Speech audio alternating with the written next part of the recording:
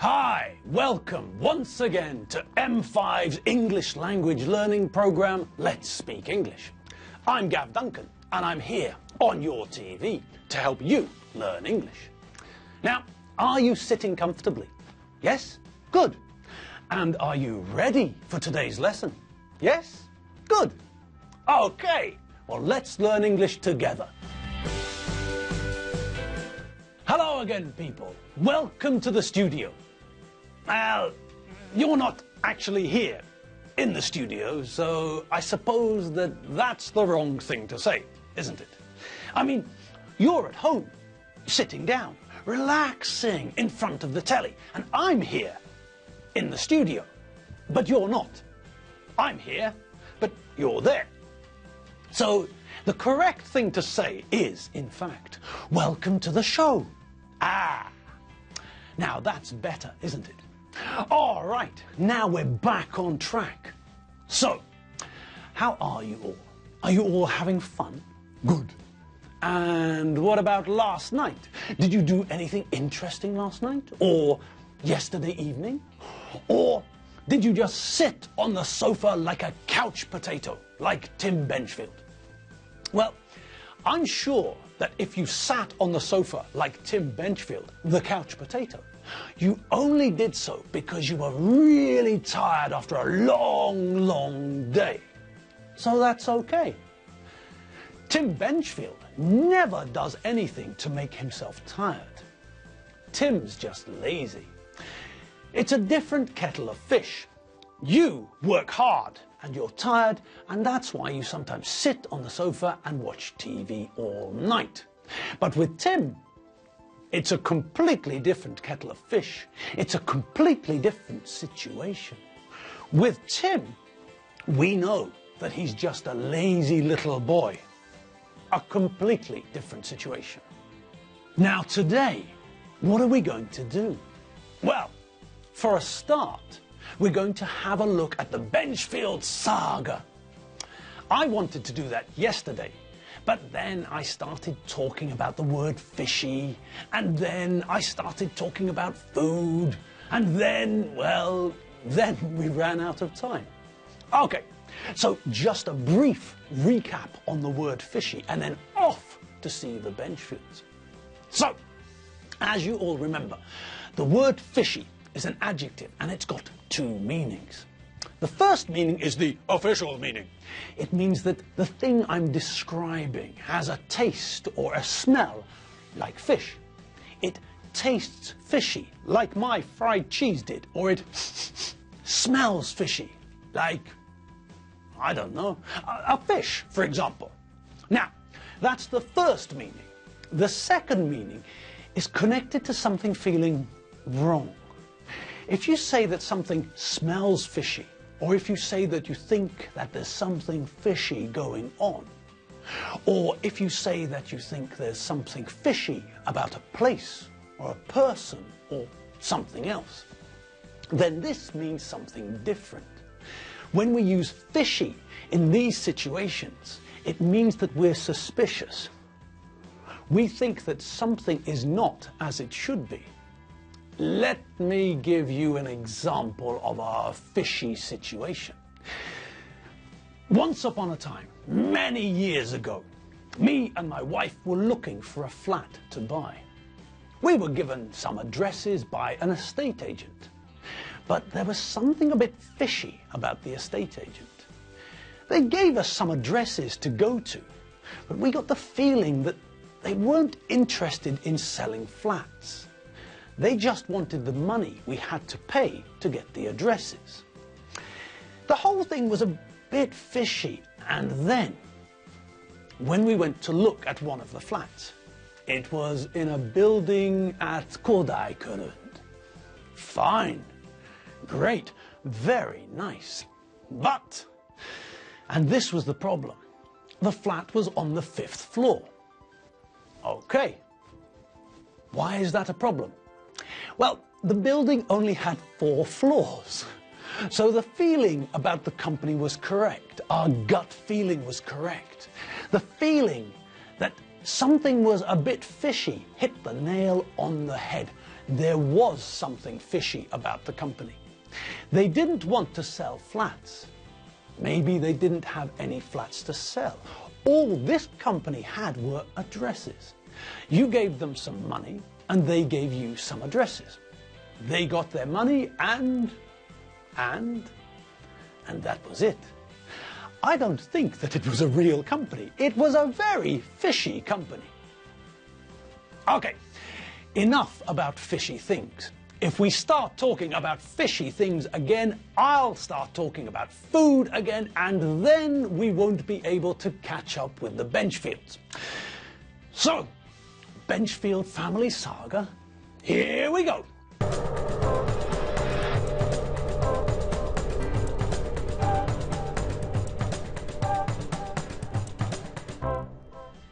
Now, the last time we saw a couple of members of the Benchfield family, it was Lizzie and Tim, wasn't it? They'd just come back into the supermarket from the car park, where we'd seen and heard that fishy conversation between bad boy Eddie Finn and Tim. Okay, so we know that they got back into the supermarket, and we also know that Tim wasn't prepared to tell Lizzie anything about the fishy conversation between him and Eddie. Lizzie and Tim insulted each other the way that siblings do, and they were starting to move further into the supermarket to try and find the others. But now there's a question. Where are the others? Now, kids, what fruits and vegetables do we need? I don't know, Dad. What's on the list? On the list? Well, not a lot. Nothing really. Forget the list. Just think about what we need. Well, I think we should get some apples. What do you think? Well, maybe. Which apples should we get? Well, I like red apples, but your mum doesn't. Your mum doesn't like red apples. She only eats green apples. Tim doesn't eat apples. I like both green and red apples. Okay, I tell you what. Why don't we get some green apples and some red apples as well? We can get some of both. Some green apples and some red apples. That way, everyone will be happy. Does Lizzie like green or red apples? I don't know. Dad, do you know? Eh? What? Sorry, I wasn't paying attention. What was that? Does Lizzie like green or red apples? I have no idea. How would I know what sort of apples your sister likes? Well, you're our dad. Don't you know these things? Well, listen, Tim, you have to understand that it's very hard to remember everything that you all like and don't like. Dad, my name's not Tim, it's John. Tim is your other son, remember? Of course. Sorry, Tim. I mean John. Sorry, it was a slip of the tongue, nothing more. Of course I remember which one you are. Thanks, Dad. That's really nice of you. So? Oh, God! What is this? A test? Doreen, I know which one you are too. You're Doreen. Benchfield, my youngest daughter.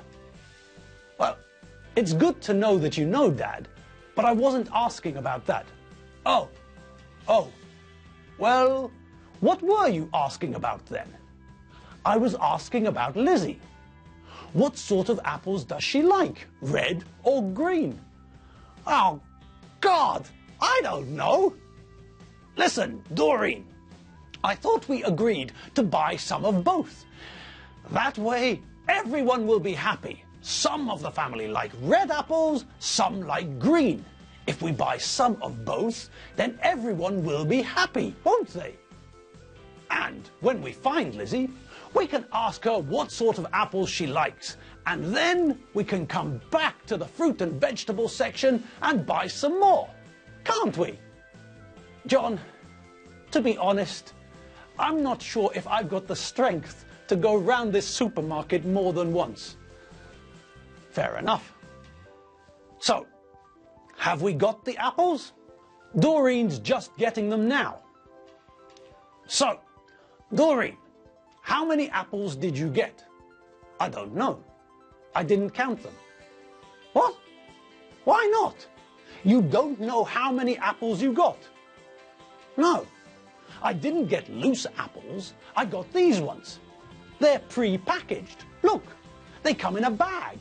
I got 1 bag of green apples and 1 bag of red apples. Oh, I see. Sorry, I shouted. So, how many kilos did you get?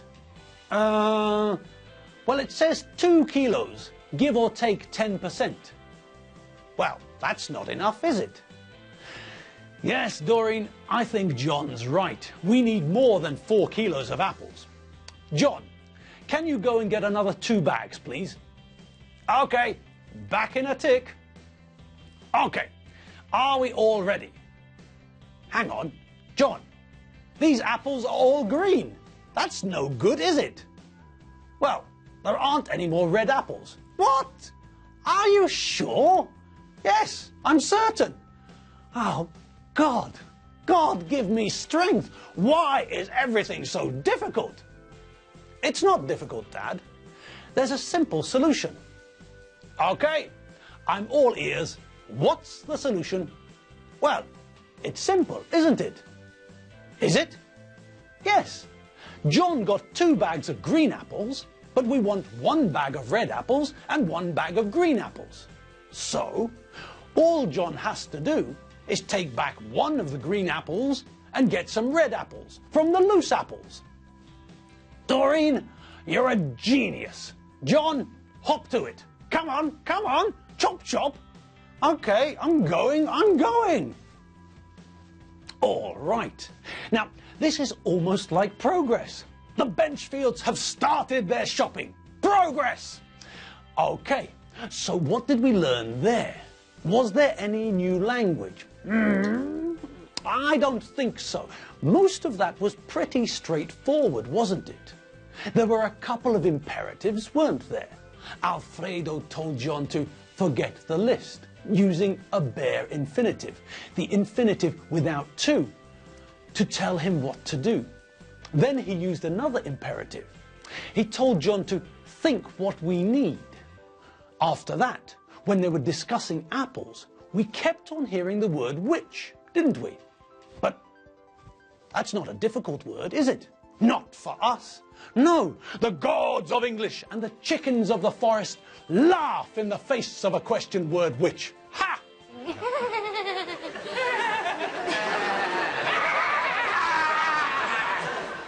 Of course we do.